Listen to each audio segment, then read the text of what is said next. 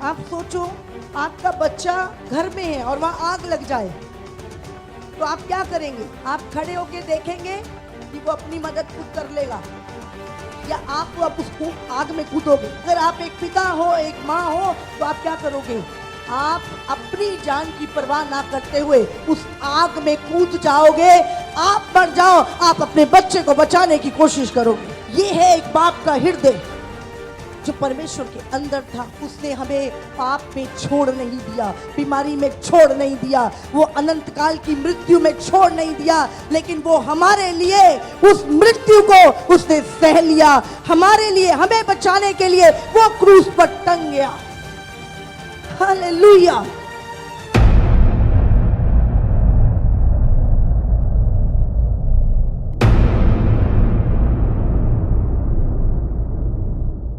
Good Friday है ना? जिस दिन कोई व्यक्ति मरा हो वो गुड कैसे हो सकता है? जिस दिन एक माँ का जवान बच्चा मर गया हो वो गुड कैसे हो सकता है? जिस व्यक्ति ने में कोई दोष ना पाया गया हो, एक निर्दोष को क्रूस पे चढ़ा दिया हो, जिस दिन, वो गुड कैसे हो सकता है? लेकिन उसके पीछे की कहानी को जब हम जानते हैं तब हमें गुड फ्राइडे का मतलब समझ में आता है। हम कई बार ऐसे ही बोल देते हैं, लेकिन उसके पीछे की शुरुआत क्या है, कहानी क्या थी, हम जान नहीं पाते और हम कोई भी स्टेटमेंट दे देते हैं। जैसे आज बहुत सारे मूर्ख लोग हैं जो कहते हैं यीशु मसीह खुद को नहीं बचा पाया, हमें क्या बचाएगा? हाँ? लेकिन वो उस कहानी, उसके पीछे की चीजों को जानने की कोशिश नहीं करते। क्यों वो क्रूस पे चढ़ा?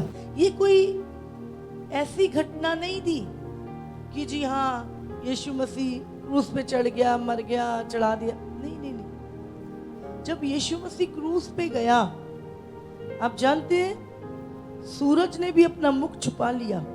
3 घंटे उस जगह पे जब तक यीशु क्रूस पे था अंधकार रहा, और वचन में लिखा है कि एक बड़ा भूकंप हुआ, चट्टानें तिड़क गईं और कब्रों में से कब्रें तिड़क गई, खुल गई, उसमें से मरे हुए जिंदे हो गए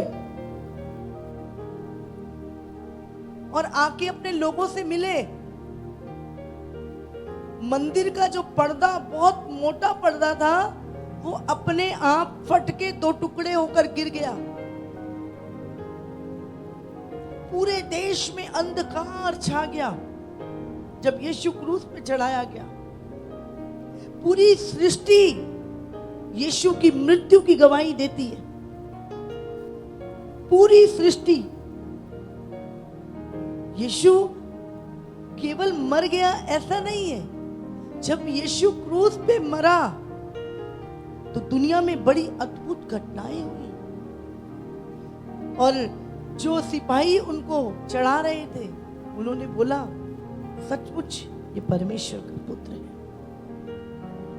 हालेलुया।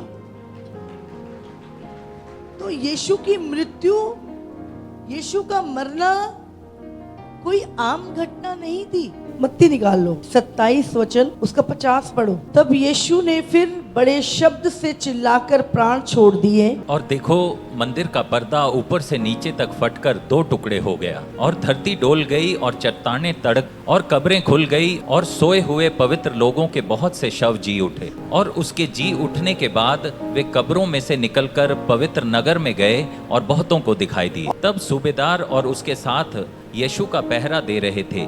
भूकंप और जो कुछ हुआ था उसे देखकर अत्यंत डर गए और कहा सचमुच यह परमेश्वर का पुत्र वो था। ये सारी घटनाओं को देखकर कि वो पूरा अंधकार हो गया, सूरज छिप गया, गहरा अंधकार, कब्रें खुल गई, चट्टानें तिड़क गई, भूकंप आने लगे, और ये सारी घटनाओं को जब उस सूबेदार ने, जो यीशु की जो लाश थी उसका पहरा दे रहे थे, उसने कहा वो बहुत डर गए। जिन्होंने उसको सूली पे चढ़ाया था, जब उन्होंने देखा कि पूरी सृष्टि हिल गई है यीशु के क्रूस पे चढ़ाए जाने से, तो वो क्या है, बहुत डर गए। और उन्होंने क्या बोला कि सचमुच ये परमेश्वर का पुत्र था। हालेलुया। यीशु को जो क्रूस दिया गया, आप जानते हैं वो क्रूस की जो सजा है वो डाकुओं को, चोरों को, बलात्कारियों को, जो बहुत ज्यादा बड़े पापी होते थे, उनको वो क्रूस की मृत्यु दी जाती थी। लेकिन बाइबल हमें बताती है कि यीशु ने कोई भी पाप नहीं किया था। यीशु मसीह निर्दोष था, फिर क्यों उसको वो मौत दी गई? 2 लकड़ियों को जोड़ के जो बनता है उसको क्रूस कहते हैं। 2 लकड़ियां, हाँ, एक सीधी, 2 लकड़ियों को जोड़ के क्रूस बनता। और ये एक श्रापित मृत्यु थी। जब यीशु निर्दोष था, फिर क्यों उसे क्रूस पे चढ़ाया गया? देखो, किसी चीज को अगर आपको समझना है तो आपको पहले उसकी शुरुआत को जानना जरूरी है। यहां पर हम देखते हैं परमेश्वर ने मनुष्य को बनाया और मनुष्य ने पाप किया। समझ रहे हैं? क्या पाप किया? अनाज्ञाकारिता। बाइबल बताती है जब परमेश्वर ने पहला आदम और औरत को बनाया था, परमेश्वर ने उनको अदन के बाग में रखा और वहां पर एक पेड़ था। प्रभु ने कहा इसका फल कभी नहीं खाना, जिस दिन खाएगा उस दिन निश्चय मर जाएगा। और उन्होंने एक दुष्ट के कहने से, सर्प के बहकाने से, उस शैतान के बहकाने से उस फल को खा लिया। जब वो उसने फल को तोड़ के खाया तो वो ना केवल एक फल था, वो परमेश्वर के, उसने फल नहीं तोड़ा, उसने परमेश्वर के साथ अपना संबंध तोड़ लिया। वो फल नहीं टूटा, वो संबंध टूट गया परमेश्वर के साथ। हालेलुया। और किसका संबंध टूटा? आदम का। और जितनी दुनिया आदम से निकलनी थी, सबका संबंध परमेश्वर से टूट गया और सब मृत्यु के अधीन हो गए, पाप के अधीन हो गए। ये नहीं कि इंसान पाप करता है तो पापी है। कोई भी व्यक्ति जो इस दुनिया में पैदा हुआ है वो पापी ही है, क्योंकि वो पाप के द्वारा ही पैदा हुआ, क्योंकि उस पाप उस पहले मनुष्य से सारी जातियों में फैल गया। और हर एक व्यक्ति जो है उसका संबंध परमेश्वर से टूटा हुआ है। वो कोई भी क्यों नहीं है, सबका संबंध क्या है? परमेश्वर से टूटा हुआ है। इसीलिए निराशा, टेंशन, बीमारियां, बोझ, पापों का बोझ, वो सब हर व्यक्ति के ऊपर है। और जब ये चीज हुई तो अब हमें बाइबल बताती है कि पाप की मजदूरी क्या है? मौत। अब जब पाप हो गया तो अब यीशु मसीह कौन है? परमेश्वर कौन है? वो एक न्यायी परमेश्वर है। समझ रहे? वो एक प्रेमी पिता है। अब यहां पर हमें समझना होगा कुछ चीजों को। अब जैसे ही आदम ने पाप किया तो 2 जने आ गए वहां पर, एक प्रेम और दूसरा न्याय। न्याय कहता है कि इसने तेरी आज्ञा को तोड़ा है तो इसको दंड मिलना चाहिए, और प्रेम कहता है मैंने इसे बनाया है, मैं इसे कभी छोड़ नहीं सकता, मैं मनुष्य को कभी छोड़ नहीं सकता, ये प्रेम कहता है। अब परमेश्वर ने उन दोनों को ही उत्तर देना था। तब परमेश्वर ने एक योजना बनाई। उसने योजना बनाई, जब उसने देखा कि कोई नहीं है संसार में, तो उसने योजना बनाई कि मैं खुद इस धरती पर जाऊंगा, अपने पुत्र को भेजूंगा और उस पापों का जो ऋण है, मजदूरी है, वो चुकाऊंगा। आपको समझना है, परमेश्वर एक न्यायी है, वो न्याय सिंहासन पे बैठा है। आप किसी जज से क्या उम्मीद करते हो? कोई व्यक्ति जज की कुर्सी पे बैठा है तो आप क्या उम्मीद करते हो उससे? कि वो न्याय करे और सही न्याय करे। करते हो कि नहीं? आज भी बहुत सारे पापियों को फांसी की सजा सुनाई जाती है। कितनी सारी जगहों पर चोरी करने वालों के हाथ काट दिए जाते हैं। तो पाप की मजदूरी, समझ रहे? तभी तो वो जाया जाता है उस जज के पास। तो परमेश्वर क्या है? वो न्यायी है। अगर वो अपने वचन उसने बोला है, उसने वो कानून बनाया है, तो वो उसके खिलाफ नहीं जाता। आप क्या चाहते हो? सारे दुनिया के बलात्कारी, चोर, डाकू, सबको जज बोले ठीक है कोई बात नहीं, तेरे से गलती होगी, मैं तुझे माफ करता हूं, और कोई सजा ना दे, तो आपको कैसा लगेगा? अच्छा लगेगा? बुरा लगेगा? बुरा लगेगा। हाँ, कि देखो ये न्यायी है, इसको सजा देनी चाहिए थी पर इसने नहीं दी। तो परमेश्वर क्या है? एक जज था, और परमेश्वर एक पिता भी, उसने आदम को बनाया था। तो अब ये प्रेम और न्याय दोनों को ही उत्तर देना था। परमेश्वर ने उसी समय एक योजना बना ली। परमेश्वर ने वो योजना बनाई कि स्त्री का वंश शैतान के वंश को कुचलेगा। हालेलुया। ये योजना कब बन गई थी? उत्पत्ति में ही बन गई थी, जब आदम ने पाप किया था। हाँ कि नहीं? ये योजना तीसरे चैप्टर में बन गई थी, उत्पत्ति 3। और ये यीशु के आगमन से 4000 साल पहले जब आदम ने पाप किया था, तब ये योजना बन गई थी। इसमें लिखा है, तब यहोवा परमेश्वर ने स्त्री से कहा, तूने ये क्या किया? स्त्री ने कहा, मुझे सर्प ने बहका दिया। और प्रभु कहता है, और तेरे और इस स्त्री के वंश के बीच में मैं बैर उत्पन्न करूंगा, वो तेरे सिर को कुचलेगा और तू उसकी एड़ी को डसेगा। हम सब कहां से आ रहे हैं? आदम के वंश से। हम सब उस पहले आदम की संतानें हैं, उसी का डीएनए हम सब के अंदर था।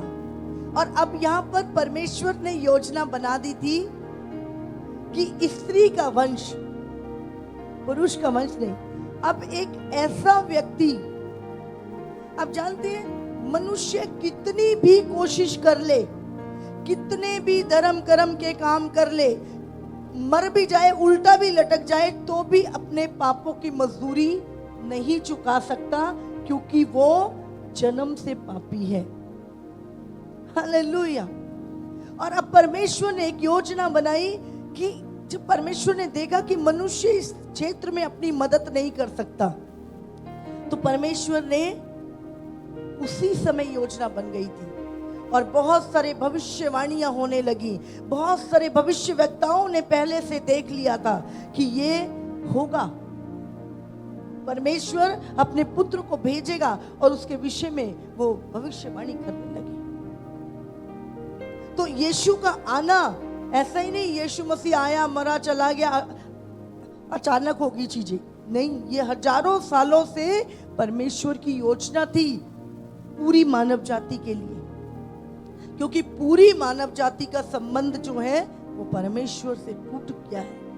आज आप देख लो, चाहे किसी अमीर को देख लो, गरीब को देख लो, झोपड़ी में जाके देख लो, महल में जाके देख लो, हर व्यक्ति के अंदर आपको खालीपन, निराशा, बोझ, दबाव महसूस होगा। किसी से मिल लो आप दुनिया में, हर व्यक्ति, कोई व्यक्ति अपने जीवन में खुश नहीं। हर व्यक्ति के जीवन में पापों का बोझ है, निराशा है। बाइबल में लिखा है सबने पाप किया और सब परमेश्वर की महिमा से रहित है। कोई भी व्यक्ति पाप से अछूता नहीं है, कोई भी व्यक्ति। कल मैं एक न्यूज देख रही थी, 13 साल का लड़का, उसने 3 साल की बच्ची के साथ बलात्कार किया, रेप किया। समझ रहे हैं? 3 साल की बच्ची के साथ। ये क्या है? पाप कहां से आ रहा है? पाप हर व्यक्ति के अंदर, जब वो पैदा होता है तभी से उसके अंदर चला जाता है। तो हर मनुष्य क्या है? पापी है और हर व्यक्ति का संबंध जो है प्रभु से टूटा हुआ है, और ये अनाज्ञाकारिता के कारण वो संबंध टूटा था। और वही योजना परमेश्वर की आदि से कि न्याय भी और प्रेम दोनों को परमेश्वर को तृप्त करना था, दोनों को उत्तर देना था प्रभु ने।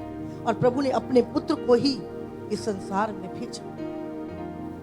आज बहुत सारे यीशु मसीह को, आपको क्या लगता है कोई व्यक्ति, इंसान मरता है पाप के कारण, पर यीशु में कोई पाप नहीं था और ना यीशु को कोई पकड़ सकता था और ना कोई मार सकता था। जिसने 4 के दिन के मुर्दे जिलाए, जिसने अंधों को आंखें दी, कोढ़ियों को शुद्ध किया, जिसने उस विधवा के बेटे को उठा के खड़ा कर दिया, क्या उसे कोई मार सकता था? जब वो दूसरों को जिंदा, अब उसको कोई सूली पे चढ़ा सकता था?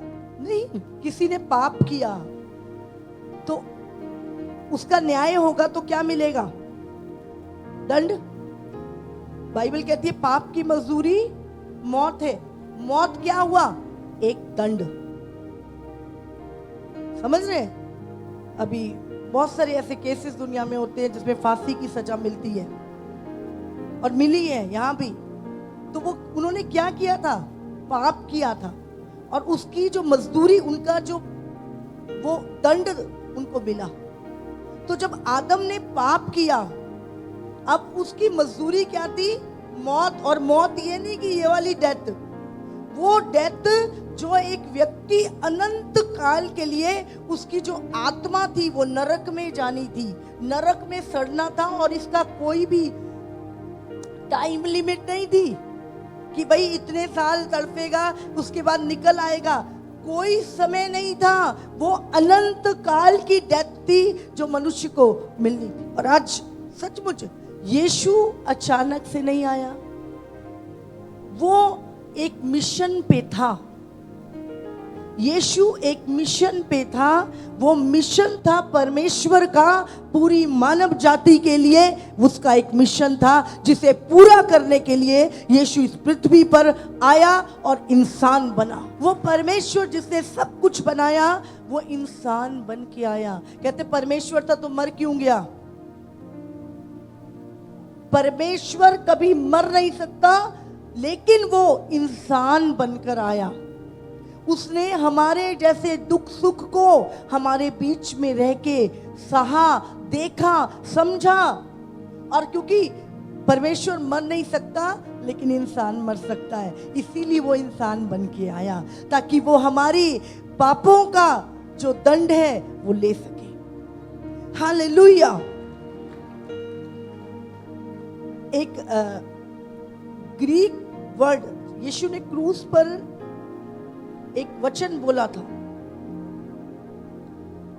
यूहन्ना 10:18 पढ़ेंगे हम। कोई उसे मुझसे छीनता नहीं, वरन मैं उसे आप ही देता हूँ। वरन मुझे उसके देने का भी अधिकार मेरे है, पास अपने प्राणों को देने का भी अधिकार है और उसे फिर ले लेने का भी अधिकार और उसे फिर ले लेने का भी अधिकार है। यह आज्ञा मेरे पिता से मुझे और मिली। ये आज्ञा मेरे पिता से मुझे मिली है। आपके पास क्या है? आप प्राण दे सकते हो पर ले नहीं सकते। यीशु के पास, यीशु क्या कह रहा है? कोई मेरा प्राण मुझसे नहीं छीनता, वरन मैं आप ही अपनी मर्जी से अपने लोगों के लिए अपना प्राण देता हूं। और मुझे देने का भी अधिकार है और उसे वापस लेने का भी अधिकार है। हालेलुया। इसीलिए यीशु मसीह के ऊपर मृत्यु राज नहीं कर पाई। 3 दिन के बाद यीशु ने वो प्राण वापस ले लिया और वो मुर्दों में से जी उठा। आप सोचो, आपका बच्चा घर में है और वहां आग लग जाए तो आप क्या करेंगे? आप खड़े होके देखेंगे कि वो अपनी मदद खुद कर लेगा, या आप उसको आग में कूदोगे? बोलो। अगर आप एक पिता हो, एक माँ हो, तो आप क्या करोगे? आप अपनी जान की परवाह ना करते हुए उस आग में कूद जाओगे। आप मर जाओ, आप अपने बच्चे को बचाने की कोशिश करोगे। ये है एक बाप का हृदय जो परमेश्वर के अंदर था। उसने हमें पाप में छोड़ नहीं दिया, बीमारी में छोड़ नहीं दिया, वो अनंत काल की मृत्यु में छोड़ नहीं दिया, लेकिन वो हमारे लिए उस मृत्यु को उसने सह लिया। हमारे लिए, हमें बचाने के लिए वो क्रूस पर टंग गया। क्रूस पे जाना केवल ऐसा नहीं, वो भविष्यवाणियों का पूरा होना था जो आदि से की जा रही थी यीशु के लिए। बाइबल में कई जगहों पे ऐसी घटनाएं हैं जहां पर सदूकी फरीसियों ने यीशु को पकड़ने की कोशिश की, जबकि यीशु अकेला था, कोई सेना नहीं थी, कोई हथियार नहीं था यीशु के पास। लेकिन उस समय तक यीशु का समय नहीं आया था। परमेश्वर जो समय का बनाने वाला है वो समय के अधीन हो गया था और यीशु का समय नहीं आया था, इसीलिए यीशु को कोई पकड़ नहीं पाया। लेकिन यीशु जानते, गतसमनी में भी जब वो यीशु को ढूंढने आए, बोले कौन है, उसने कहा मैं हूं यीशु। यीशु ने अपने आप को खुद दिया था, उसे किसी ने पकड़ा नहीं था, ना किसी के अंदर इतनी औकात थी कि यीशु को पकड़ सके। यूहन्ना 7:31, इस पर उन्होंने उसे पकड़ना चाहा तो भी किसी ने उस पर हाथ ना डाला, क्योंकि उसका समय अब तक ना आया था। इसका मतलब यीशु का समय था क्रूस पे जाने का, और जो चीजें मुकर्रर हो चुकी हैं वो टल नहीं सकती, वो अपने समय पर पूरी होंगी। और यीशु का क्रूस पे जाने का समय था, लिखा उसका अभी तक समय नहीं आया था।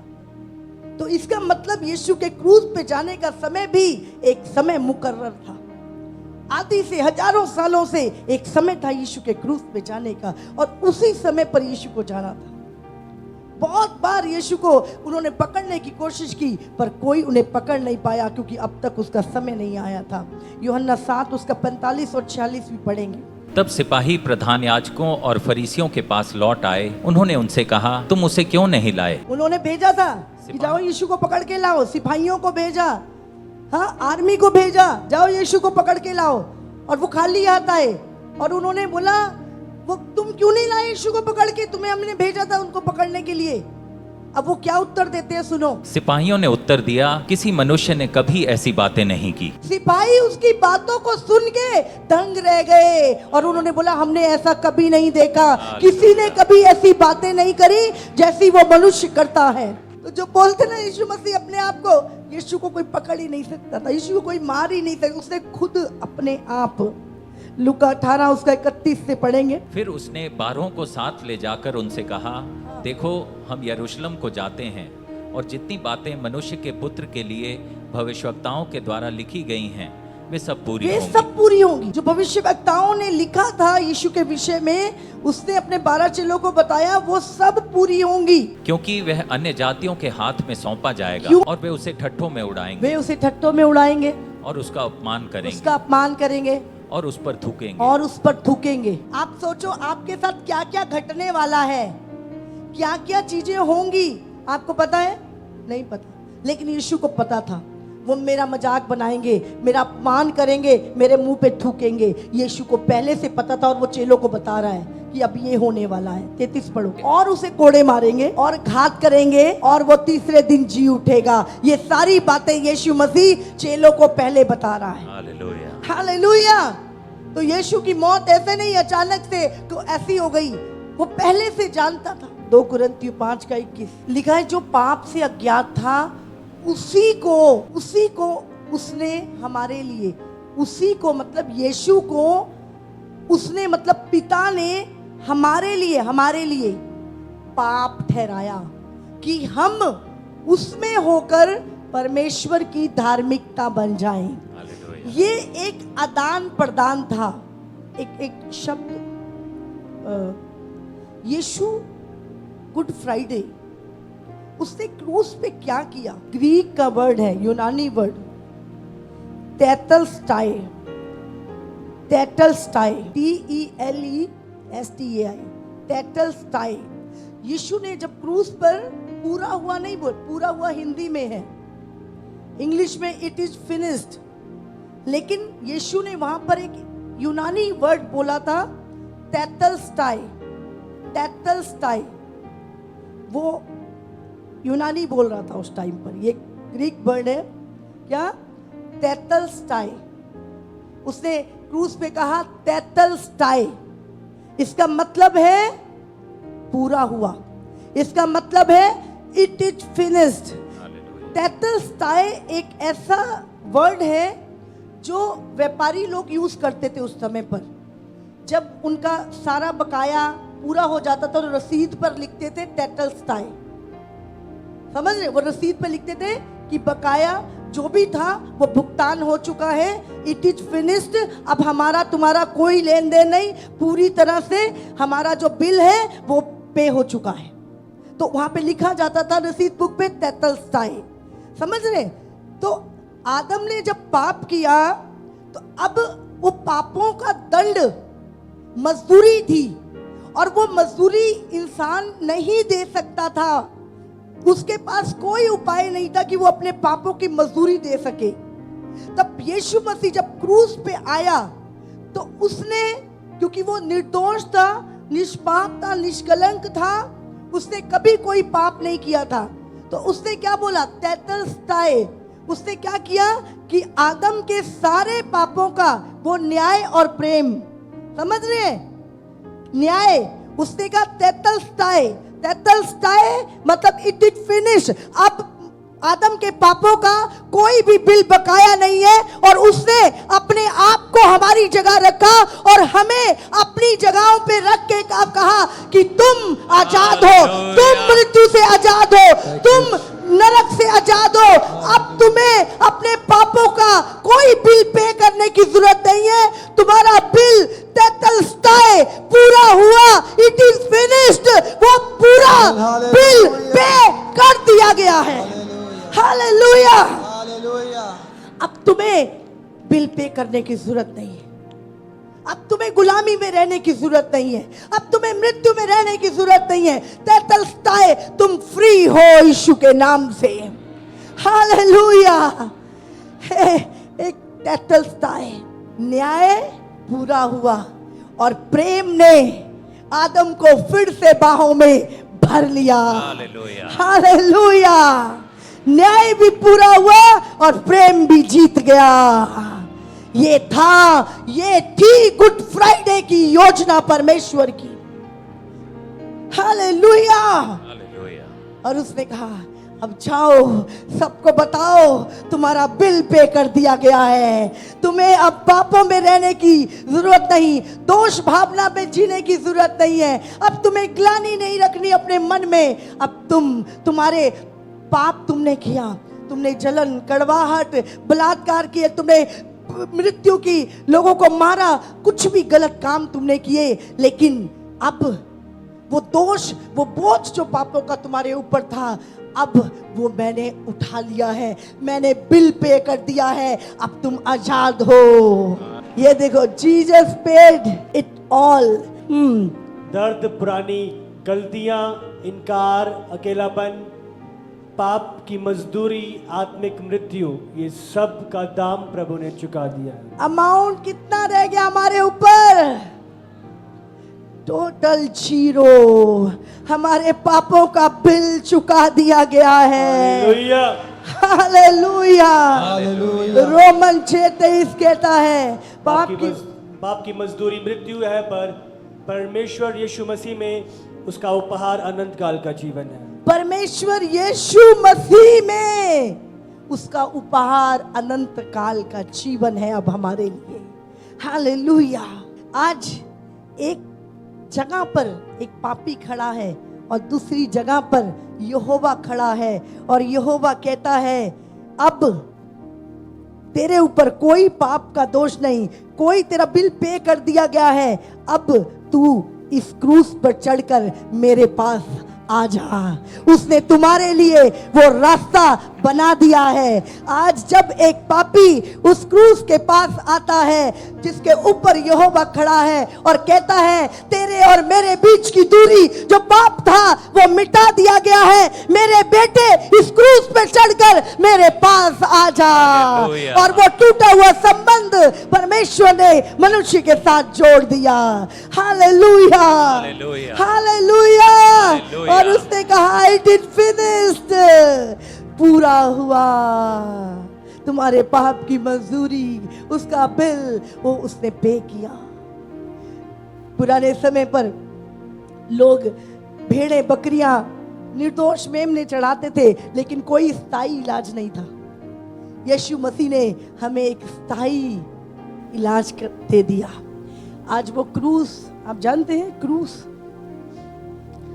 इतना श्रापित होता था कि कोई उसे अपने घर में नहीं रखता था। वो शर्म मानी जाती थी, शर्मिंदगी कि हमारा बंदा इस क्रूस पे चढ़ के मरा है। कोई अपने घर पे क्रूस को नहीं रखता था, लेकिन यीशु ने वो क्रूस के द्वारा हमारा संबंध पिता से जोड़ दिया। और आज वो जो शर्मिंदगी थी, आज हमारे घरों में, हमारी गाड़ियों में, हमारे गले में, हमारी हर जगह पर वो क्रूस जो हमारी शर्मिंदगी थी, यीशु ने वो बिल पे किया और आज वो हमारे घमंड का कारण है। हालेलुया। हर व्यक्ति अपने घर में क्रूस लगाए, पर शैतान ने उसको शर्मिंदा करने की कोशिश की, लेकिन वही हमारे घमंड का कारण बन गया, हमारे मेल मिलाप का कारण बन गया। यीशु ने क्रूस पर आपके और मेरे पापों का बिल अदा किया। उसने सारा बिल चुका दिया है, कीमत चुका दी हमारी। हम आजाद हैं।